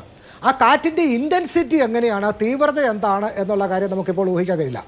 അപ്പോൾ ചർച്ച തുടങ്ങിയപ്പോൾ തന്നെ ഞാൻ പറഞ്ഞു, ജനം വളരെ നിശബ്ദമായി പ്രതികരിച്ചൊരു തെരഞ്ഞെടുപ്പാണ്. ഈ ജനം വളരെ നിശബ്ദമായി പ്രതികരിക്കുമ്പോൾ ഭരണത്തിലിരിക്കുന്ന ആളുകൾ ഭയക്കണം എന്നുള്ളതാണ് ഇന്ത്യൻ തെരഞ്ഞെടുപ്പുകളുടെ അനുഭവം നമ്മളെ പഠിപ്പിക്കുന്നത്. അങ്ങനെ ഏതെങ്കിലും ഒരു നിശബ്ദമായി ജനങ്ങൾ പൂർണ്ണമായി ഒരു ഭാഗത്തേക്ക് പ്രതികരിക്കുന്ന ഒരു സ്വഭാവമുണ്ടെങ്കിൽ കടുത്ത മത്സരം നടക്കുന്നു എന്ന് നമ്മളിപ്പോൾ വിചാരിക്കുന്ന സീറ്റുകളെല്ലാം തന്നെ ബി ജെ പിക്ക് നഷ്ടമാകുന്നൊരവസ്ഥ ഉണ്ടായേക്കാം. അങ്ങനെ ഉണ്ടാകും എന്ന് ഉറപ്പിച്ചല്ല, അങ്ങനെ നഷ്ടമാകുന്നൊരവസ്ഥ ഉണ്ടായേക്കാം. ബി ജെ പി ചിലപ്പോൾ 200-ലേക്കൊക്കെ എത്തിയേക്കാം. അതൊന്നുമല്ല, സാധാരണ പോലെ ഒരു തെരഞ്ഞെടുപ്പാണ് നടക്കുന്നതെങ്കിൽ പോലും രാജസ്ഥാനിൽ 6 മുതൽ 8 സീറ്റ് വരെ ബി ജെ പിക്ക് നഷ്ടപ്പെടാം. ഹരിയാനയിൽ 10 സീറ്റുള്ളതിൽ ഹരിയാനയിൽ മനോഹർ ഖത്താറിന് പോലും പല ഗ്രാമങ്ങളിലും പ്രവേശിക്കാൻ കഴിയുന്നില്ല. ബി ജെ പിയുടെ സ്ഥാനാർത്ഥികൾക്ക് പല സ്ഥാനാർത്ഥികൾക്കും പല സീറ്റുകളിലും പ്രവേശിക്കാൻ കഴിയുന്നില്ല, പല ഗ്രാമങ്ങളിലും പ്രവേശിക്കാൻ കഴിയുന്നില്ല. അപ്പോൾ ഹരിയാനയിൽ ഗണ്യമായ സീറ്റുകൾ ബി ജെ പിക്ക് നഷ്ടപ്പെടാം. ഡൽഹിയിൽ അവസ്ഥ ആം ആദ്മി പാർട്ടിയും കോൺഗ്രസും ഒത്തുചേർന്നപ്പോൾ 7 സീറ്റുള്ളതിൽ 3-4 സീറ്റെങ്കിലും മിനിമം ബി ജെ പിക്ക് നഷ്ടപ്പെടാം. ബീഹാറിൽ ഇപ്പോൾ 39 സീറ്റുണ്ട്, അത് 25-20 ആയി കുറയാം. അപ്പോൾ ബി ജെ പിയുടെ ഈ നഷ്ടങ്ങളൊക്കെ ബി ജെ പി എവിടെ നിന്നാണ് നികത്താൻ കഴിയുന്നത് എന്ന് നമുക്കറിയില്ല. ഒറീസയിൽ നിന്ന് മാത്രമായി അല്ലെങ്കിൽ ആന്ധ്രയിൽ നിന്ന് മാത്രമായി ബി ജെ പിക്ക് നികത്താവുന്ന നഷ്ടങ്ങളല്ല നമ്മൾ യാഥാർത്ഥ്യബോധത്തോടെ പരിശോധിച്ചാൽ ഉണ്ടാകുന്നത്. എങ്ങനെ പോയാലും 250-ന് മുകളിലേക്ക് 260-ന് മുകളിലേക്ക് ഒരു ബി ജെ പി ഉയരാനുള്ള വസ്തുനിഷ്ഠമായ ഒരു സാഹചര്യം നിലനിൽക്കുന്നില്ല. അല്ലെങ്കിൽ നമ്മളൊന്നും കാണാത്ത, ആരും ഈ രാഷ്ട്രീയ നിരീക്ഷകരൊന്നും കാണാത്ത എന്തെങ്കിലുമൊക്കെ ഫാക്ടറുകൾ വർക്ക് ചെയ്യണം. ബി ജെ പി ഉയർത്തുന്ന അജണ്ടകൾ ആണ് ജനങ്ങളെ ബാധിക്കുന്നതെന്ന് നമ്മൾ സമ്മതിക്കണം. അതല്ലാത്ത അവസ്ഥയിൽ ബി ജെ പിക്ക് ഒരു 60-70 സീറ്റുകൾ നഷ്ടപ്പെടാനുള്ള അവസ്ഥ തന്നെയാണ് ഇന്ത്യയിൽ ഇപ്പോൾ ഉള്ളത്. അത് ഉരുത്തിരിഞ്ഞ് വരുന്ന സാഹചര്യം എങ്ങനെയായിരിക്കും എന്നുള്ളതായിരിക്കും ഇന്ത്യൻ രാഷ്ട്രീയത്തെ നിർണ്ണയിക്കാൻ പോകുന്നത്. 270-ൽ താഴെയാണ് ബി ജെ പിക്ക് സീറ്റുകൾ ലഭിക്കുന്നതെങ്കിൽ നരേന്ദ്രമോദിയെ പ്രധാനമന്ത്രിയാക്കാൻ, നരേന്ദ്രമോദിയെ അമിത്ഷായെയും മുഖ്യ സ്ഥാനങ്ങളിലിരുത്താൻ ബി ജെ പിയിലെ ഒരു പ്രബലമായ വിഭാഗം സമ്മതിക്കില്ല എന്നുള്ള വാർത്തകൾ, ചർച്ചകൾ ഡൽഹിയിൽ സജീവമാണ്. RSSും അതിനോടൊപ്പമായിരിക്കും എന്നുള്ള ആഖ്യാനങ്ങളാണ് ഉയരുന്നത്. അത് മാത്രമല്ല, നരേന്ദ്രമോദി എന്നും ഒരു അബ്സല്യൂട്ട് പവർ മാത്രം നിയന്ത്രിച്ചിരുന്നയാളാണ്. പരമമായ അധികാരം മാത്രമാണ് അദ്ദേഹം നിയന്ത്രിച്ചത്. അദ്ദേഹം വളരെ തന്ത്രജ്ഞനാണെങ്കിലും അദ്ദേഹം ഒരു നയതന്ത്രജ്ഞതയോടുകൂടി തൻ്റെ സഖ്യകക്ഷികളെ കൂടെ കൊണ്ടുപോകുന്ന ആളാണ് എന്ന് ഇന്നേ വരെ അദ്ദേഹം തെളിയിച്ചില്ല. അദ്ദേഹത്തിന് ഒരിക്കലും അതിൻ്റെ ആവശ്യമുണ്ടായിട്ടില്ല. എന്നും അദ്ദേഹത്തിൻ്റെ പാർട്ടിക്ക് പൂർണ്ണമായ ബഹുമതി ഉണ്ടായിരുന്നു, പൂർണ്ണമായ പിന്തുണയുണ്ടായിരുന്നു. അതുകൊണ്ട് പൂർണ്ണ ബഹുമതിയുള്ള ഒരു ഗവൺമെൻറ്റിനെ മാത്രം നയിച്ച പാരമ്പര്യമാണ് നരേന്ദ്രമോദിക്കുള്ളത്. അങ്ങനെ സ്വന്തമായി ഭൂരിപക്ഷമില്ലാത്ത ഒരു സർക്കാരിനെ നരേന്ദ്രമോദി എങ്ങനെ മുന്നോട്ട് കൊണ്ടുപോകുമെന്ന് നമ്മൾ ഇനിയും കാത്തിരുന്ന് കാണേണ്ട ഒരു കാര്യമാണ്. അതുകൊണ്ടൊക്കെ ഈ റിസൾട്ട് വരുന്ന 4-ാം തീയതി എല്ലാ തീരുമാനങ്ങളും, എല്ലാ ഫലങ്ങളും, അവസാനത്തെ വാക്കുകളും നിർണ്ണയിക്കപ്പെടുന്ന ഒരു തെരഞ്ഞെടുപ്പായിരിക്കും ഇത് എന്നുള്ള വിശ്വാസം എനിക്കില്ല. അതിനുശേഷവും അനിശ്ചിതത്വങ്ങൾ തുടരാം. അതായിരിക്കും ഉണ്ടാവുക എന്നുള്ള വിശ്വാസം. ഫലം അങ്ങനെയൊക്കെ ആണെങ്കിൽ അനിശ്ചിതത്വങ്ങൾ ഉണ്ടാകും. ഇവിടെ ശ്രീ യുവരാജ് ഗോകുൽ, ബാറ്റിൽ ഗ്രൗണ്ട് സംസ്ഥാനങ്ങളായി പറയുന്ന 3 സംസ്ഥാനങ്ങളിലും, അതിപ്പോൾ മഹാരാഷ്ട്ര എടുക്കാം, ബീഹാർ എടുക്കാം, പശ്ചിമ ബംഗാൾ എടുക്കാം, ഈ 3 സംസ്ഥാനങ്ങളിലും പകുതിയിൽ കൂടുതൽ സീറ്റുകൾ നേടാനുള്ള സാഹചര്യം ഇപ്പോൾ ബി ജെ പിക്ക് പൂർണ്ണമായുമില്ല, അല്ലെങ്കിൽ എൻ ഡി എക്ക് പൂർണ്ണമായുമില്ല. ഈ 3 സംസ്ഥാനങ്ങളിലും ഇഞ്ചോടിഞ്ച് മത്സരമാണ്. പകുതി സീറ്റുകൾ 2 മുന്നണിയിലേക്കും പോകാം എന്നുള്ള സെനാരിയോ ആണ് ഇപ്പോൾ നിലനിൽക്കുന്നത്. അതൊരു പക്ഷേ ബംഗാളിലൊക്കെ കുറച്ചുകൂടി വ്യത്യസ്തമായ നിലയിലുള്ള സാഹചര്യവും ഉണ്ടാകാം. മഹാരാഷ്ട്രയിൽ എന്തായാലും പകുതിയിൽ കൂടുതൽ സീറ്റുകൾ എന്നുള്ള നിലയിലാണ് ഇപ്പോൾ മഹാഗഡ്ബന്ധൻ നിൽക്കുന്നത്. അങ്ങനെയുള്ള സാഹചര്യം പ്ലസ് ഹിന്ദി ബെൽറ്റിൽ നിന്ന് പോകുന്ന, ഇപ്പോൾ രാജസ്ഥാനിലും മധ്യപ്രദേശിലും ഛത്തീസ്ഗഡിലും കൂടി 15 സീറ്റ് പോവുകയാണെന്ന് വിചാരിക്കുക. ഹരിയാനയിൽ പകുതി സീറ്റുകൾ 5 സീറ്റ് പോകാനുള്ള സാധ്യതയുണ്ട്. അപ്പോൾ ഇതെല്ലാം കൂടി കമ്പൈൻഡ് ആയിട്ട് വർക്ക് ചെയ്താൽ ശ്രീ യുവരാജ് ഗോകുൽ, ബി ജെ പിയുടെ സംഖ്യ ഏതാണ്ട് 250-ന് ചുവടെയായിരിക്കും, അല്ലെങ്കിൽ 250-ന് ചുറ്റുവട്ടത്തായിരിക്കും. അങ്ങനെയുള്ള ഘട്ടത്തിൽ ഇവിടെ ഇപ്പോൾ നിരീക്ഷകൻ ശ്രീ നിസാം സേത് ചൂണ്ടിക്കാണിച്ചതുപോലെ നരേന്ദ്രമോദി തന്നെ സർക്കാരിനെ നയിക്കുന്ന സാഹചര്യം ഉണ്ടാകുമോ, അതോ ഒരു കൺസെൻസസ് സ്ഥാനാർത്ഥി പ്രധാനമന്ത്രിയായി വരുമോ? ഞാൻ സാധ്യതകളാണ്, ഒരു ഹൈപ്പോത്തിസിസ് ആണ് കേട്ടോ, അങ്ങനെ തന്നെ വരണമെന്നില്ല. അഭിലാഷേ, ബീഹാർ ആയിരുന്നാലും ശരി തന്നെയാണ്, രാജസ്ഥാൻ ആയിരുന്നാലും ശരി തന്നെയാണ്, മധ്യപ്രദേശ് ആയിരുന്നാലും ശരി തന്നെയാണ്. ഇദ്ദേഹം നേരത്തെ ഡൽഹിയുടെ കാര്യം പറഞ്ഞിരുന്നല്ലോ. ഡൽഹിയുടെ കാര്യം കൂടി പറഞ്ഞപ്പോഴേക്ക് എനിക്ക് അതിനകത്തൊരു ക്ലിയർ പിക്ചർ കിട്ടി. അദ്ദേഹത്തിൻ്റെ രാഷ്ട്രീയ അദ്ദേഹം പഠിച്ചിരിക്കുന്നതിൻ്റെ ഒരു ഇത്. കാരണം എൻ്റെ അറിവിൽ ഡൽഹിയൊക്കെ 7-7 ബി ജെ പി ക്ലീനായിട്ട് തൂത്തുവാരുന്നൊരു സാഹചര്യമാണ് അവിടെ ഉള്ളത്. ഈ പറയുന്ന മുഴുവൻ സംസ്ഥാനങ്ങളും ബി ജെ പി കഴിഞ്ഞ തവണത്തെ പോലെ തന്നെ വിജയം ആവർത്തിക്കുമെന്നുള്ള കാര്യത്തിൽ ഞങ്ങൾക്കൊരു സംശയവുമില്ല.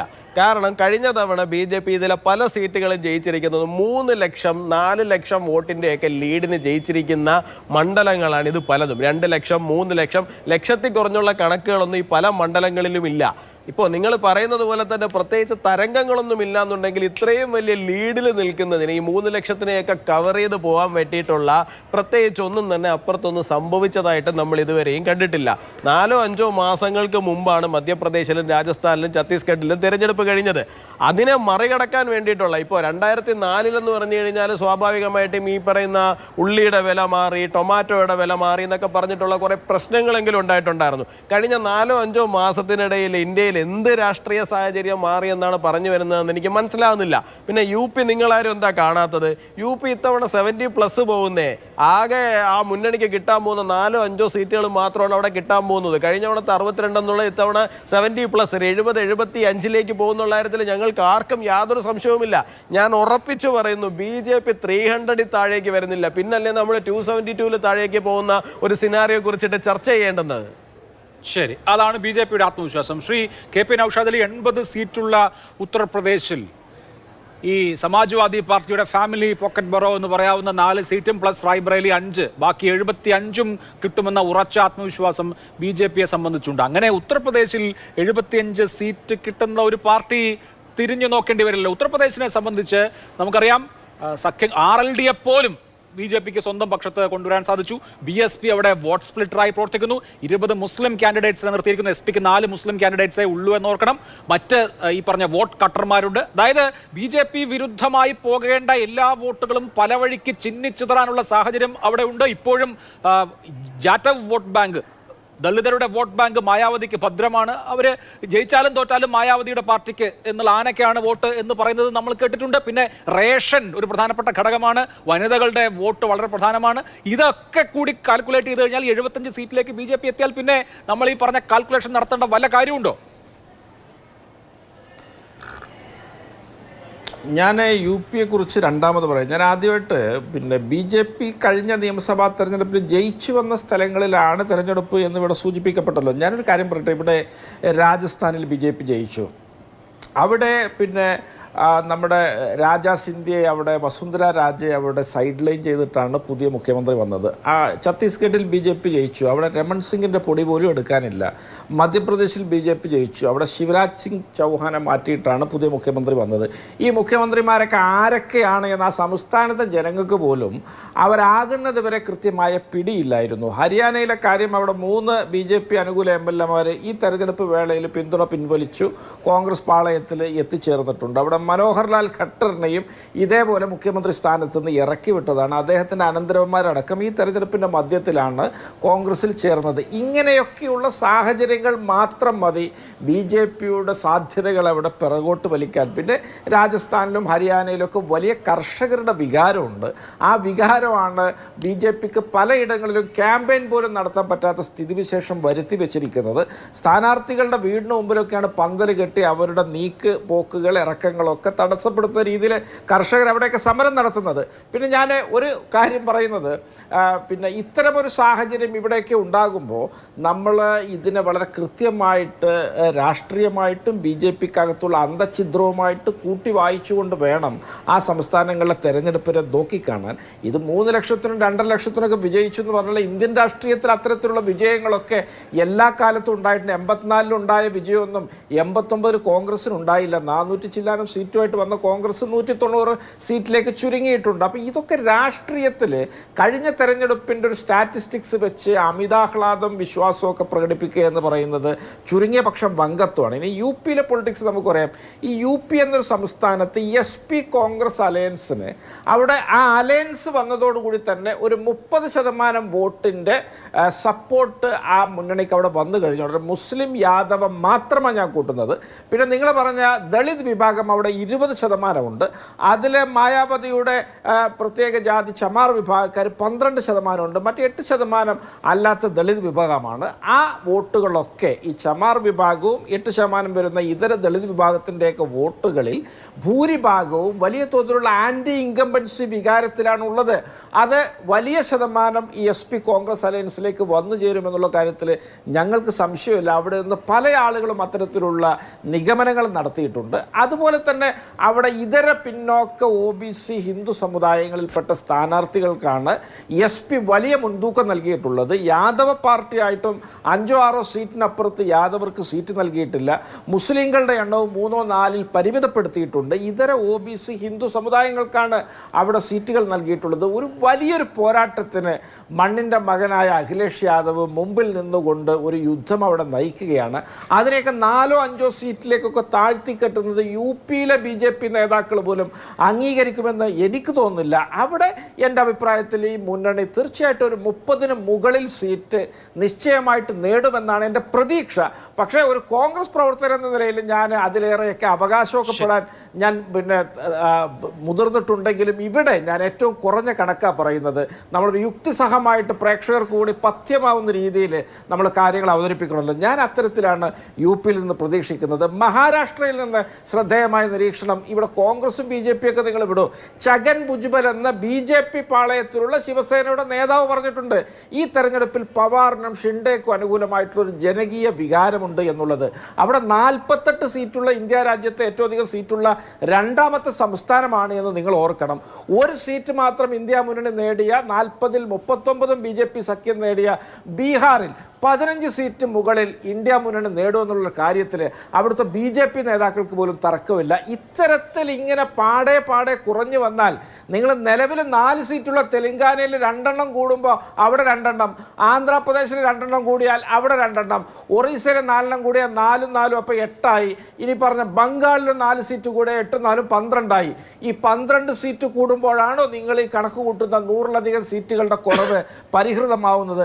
അതുകൊണ്ട് അഭിലാഷ് ഇവിടെ വളരെ കൃത്യമാണ് ഇതൊക്കെ.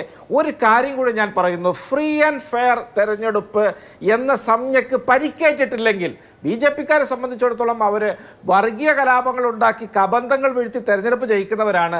അവർക്ക് ഈ വോട്ട് പെട്ടിയൊക്കെ അട്ടിമറിക്കുന്നതിന് ഒരു മനസാക്ഷിക്കുത്തും ഉണ്ടാവില്ല. അവർക്ക് ജനാധിപത്യത്തോട് തെല്ലുപോലും പ്രതിബദ്ധതയില്ല. അവരുടെ തട്ടിപ്പും തരികിടയൊക്കെ ഇതിനകത്ത് പ്രയോഗിക്കപ്പെടാതിരുന്നാൽ BJP ഈ പറഞ്ഞ നരേന്ദ്രമോദിയൊക്കെ വീട്ടിലിരിക്കുന്ന ഒരു തെരഞ്ഞെടുപ്പ് ഫലം ഇന്ത്യ രാജ്യത്ത് ഉണ്ടാകുമെന്നുള്ള കാര്യത്തിൽ യാതൊരു തർക്കവുമില്ല. അത്തരത്തിലാണ് ഈ രാജ്യത്തിൻ്റെ രാഷ്ട്രീയം പുരോഗമിക്കുന്നത്.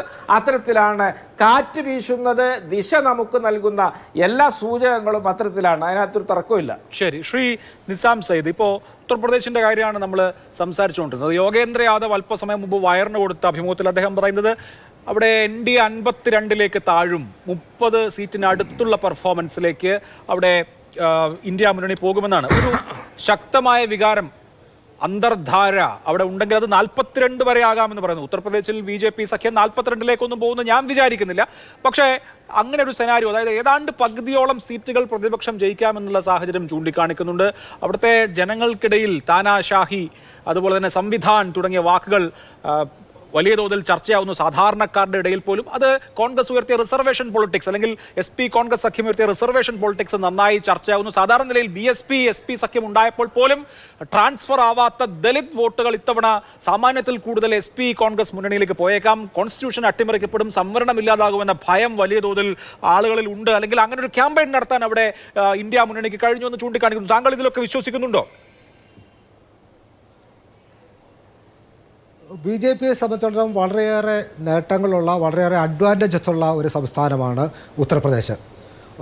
നരേന്ദ്രമോദിക്ക് ഇപ്പോഴും ഏറ്റവും ജനപ്രീതിയുള്ള സംസ്ഥാനങ്ങളിലൊന്നാണ് ഉത്തർപ്രദേശ്, ഗുജറാത്തിനൊപ്പം. അതുപോലെ തന്നെ യോഗി ആദിത്യനാഥിൻ്റെ ഭരണത്തെക്കുറിച്ച് അവിടെ ക്രമസമാധാനം മെച്ചപ്പെട്ടുവെന്നും റേഷൻ കൃത്യമായി ലഭിക്കുന്നു എന്നുമൊക്കെയുള്ള അനുഭവം പലരും പങ്കുവെക്കുന്നുണ്ട്. പക്ഷേ BJPക്ക് വിപരീതമായ പല ഘടകങ്ങളും അവിടെ വർക്ക് ചെയ്യുന്നുണ്ട് എന്നാണ് അവിടെ നിന്ന് വരുന്ന ആളുകൾ പറയുന്നത്.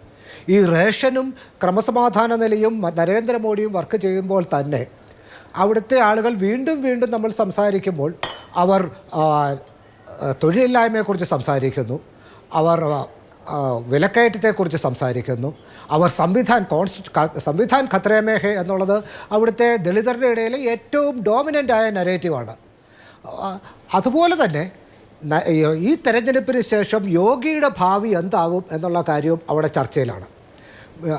BJPക്ക് വൻ ഭൂരിപക്ഷം കിട്ടുകയും നരേന്ദ്രമോദിയും അമിത്ഷായും അധികാരത്തിലെത്തുകയും ചെയ്യുവാണെങ്കിൽ ശിവരാജ് സിംഗ് ചൗഹാൻ്റെയും വസുന്ധരരാജ സിന്ധ്യയുടെയും അനുഭവമായിരിക്കും യോഗിക്കുണ്ടാവുക എന്നുള്ള ഒരു വിശ്വാസം അവിടുത്തെ ഠാക്കൂർ വംശജരുടെ ഇടയിലുണ്ട് എന്നും ഠാക്കൂർ വംശജർ ഓൾറെഡി ഇപ്പോൾ തന്നെ അവർ അസ്വസ്ഥരാണ്. അവർ ബി ജെ പിക്കെതിരെ പുരുഷോത്തം രൂപാലിയുടെ പ്രസ്താവനയുടെ പേരിൽ അസ്വസ്ഥരാണ്. അതുപോലെ തന്നെ VK സിംഗിന് സീറ്റ് നൽകാത്തതിൻ്റെ പേരിൽ അവർക്ക് എതിർപ്പുണ്ട്. അഗ്നിവീർ പദ്ധതി ഏറ്റവും അധികം ബാധിച്ചിട്ടുള്ള ഒരു സമുദായം. കാര്യം ആ സമുദായത്തിൽ നിന്ന് ഏറ്റവും അധികം ആളുകൾ തൊഴിൽ തേടുന്നത് ഇന്ത്യൻ ആർമിയിലും മറ്റു മിലിറ്ററി ഫോഴ്സിലുമാണ്.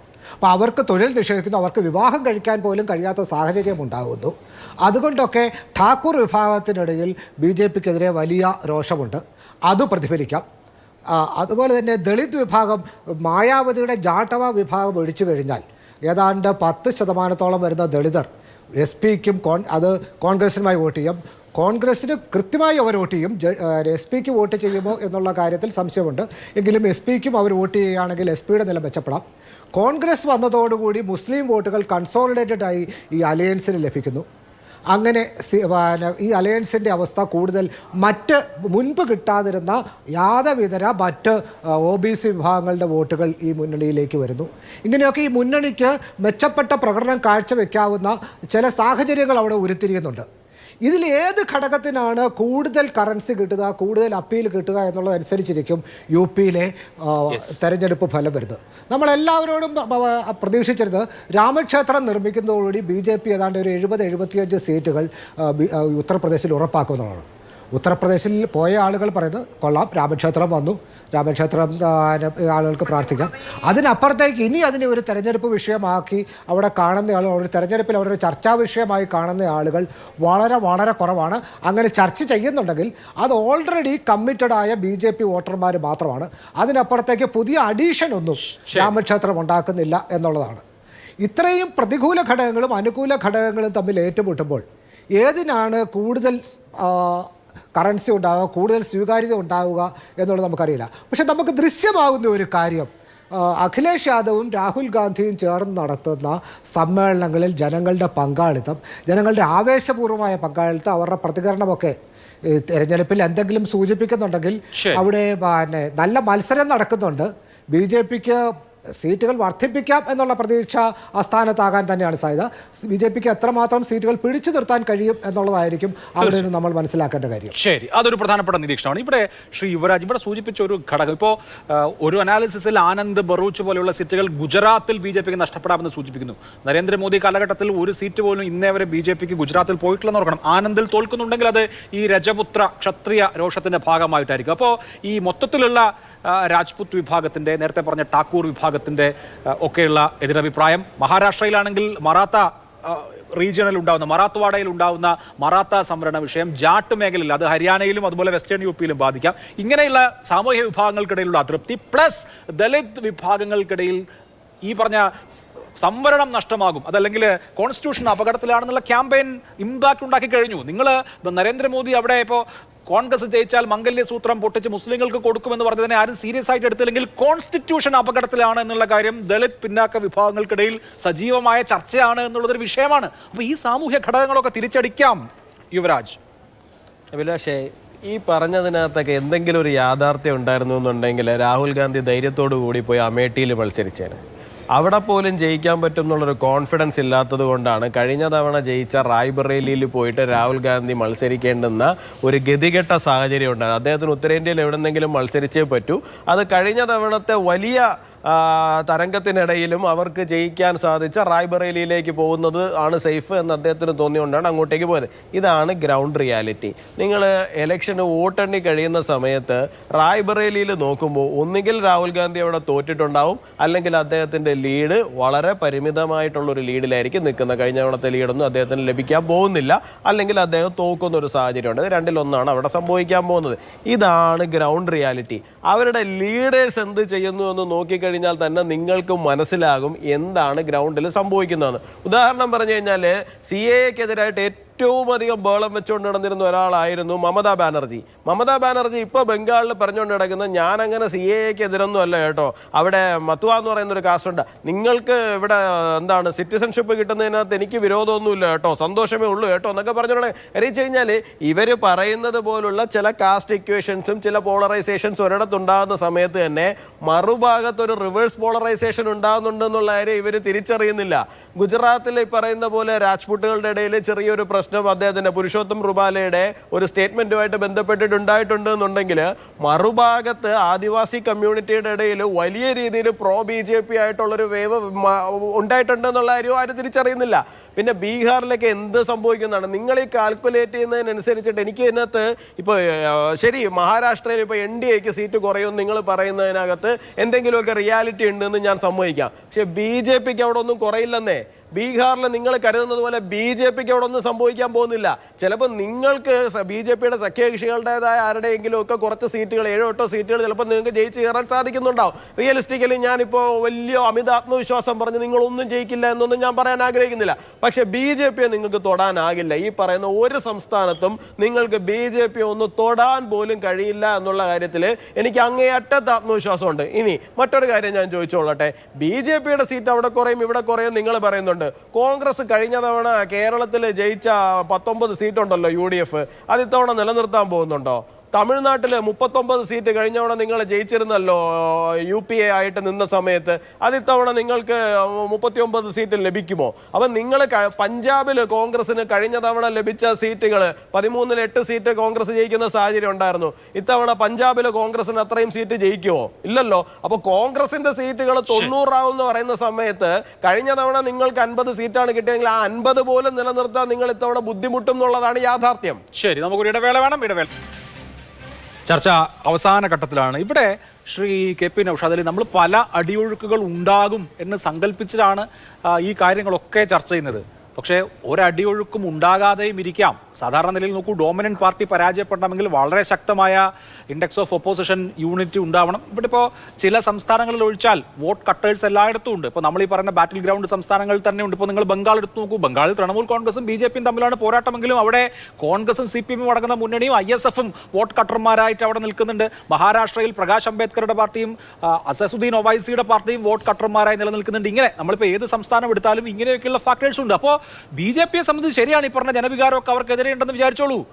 40% വോട്ടുണ്ടെങ്കിലും ജയിക്കാൻ കഴിയുന്നതല്ലേ ഗ്രൗണ്ടിലെ അവസ്ഥ. ബാക്കി വോട്ടുകൾ ഇങ്ങനെ വിഭജിച്ചു പോവുകയാണ്.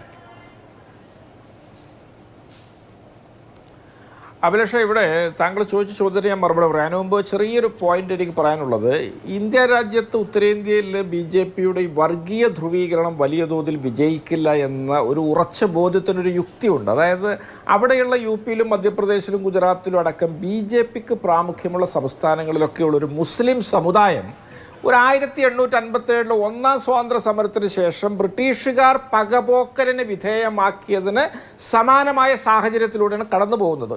മുസ്ലിം സമുദായത്തെ സാമ്പത്തിക രംഗത്ത് നിന്ന് അക്കാദമിക, സാഹിത്യ, സാമൂഹിക, സാംസ്കാരിക പൊതുമണ്ഡലത്തിൽ നിന്ന് മുഴുവനായിട്ട് ബഹിഷ്കരിച്ച് മാറ്റി നിർത്തിയിരിക്കുകയാണ്. ഔദ്യോഗികമായിട്ട് തന്നെ അതിന് സർക്കാർ നേതൃത്വം വഹിക്കുകയാണ്.